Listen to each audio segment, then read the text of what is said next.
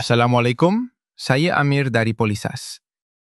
Saya pula Sofia, juga dari Polisas. Dalam video ni, kita nak sama-sama faham 13 rukun solat supaya ibadah lebih sempurna. Jom kita kenali 13 rukun solat.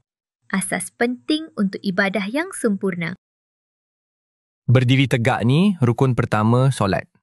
Kalau mampu, berdirilah dengan tenang, tanda kita bersedia menghadap Tuhan. Setiap solat bermula dengan niat. Tak perlu dilafaz kuat-kuat pun. Cukup hadir dalam hati. Ikhlas hanya kerana Allah. Bila kita angkat takbiratul ihram, maksudnya kita tinggalkan dunia buat seketika. Tumpu sepenuhnya kepada solat. Surah Al-Fatihah ni rukun utama dalam solat. Ia doa paling sempurna. Memuji, memohon dan menyerah diri kepada Allah.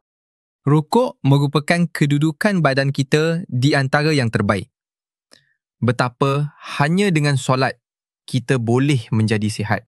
Masa itidal, kita berdiri semula dengan rasa syukur. Kita ingat semua kekuatan ni datang daripada Allah. Sujud ni saat paling dekat kita dengan Allah. Kalau hati tengah sempit, sujudlah. Sebab masa tu doa paling mudah sampai. Waktu kita duduk antara dua sujud, kita mohon ampun dan rahmat daripada Allah. Ringkas, tapi penuh makna dan keinsafan. Duduknya tasyahud akhir sebagai bukti penyerahan kita kepada Maha Pencipta. Hanya Dia yang layak disembah. Tasyahud akhir ni pengakuan keimanan kita. Setiap kali baca, kita perbaharui janji kepada Allah dan Rasul. Selawat ke atas Nabi Muhammad sallallahu alaihi wasallam. Tanda cinta kita pada baginda. Contoh terbaik dalam solat dan kehidupan. Salam pertama adalah penutup untuk solat. Tanda kita tutup ibadah dengan tenang dan penuh adab. Setiap rukun solat perlu dilakukan dengan tertib. Ini kerana solat dapat mengajar kita disiplin dan khusyuk.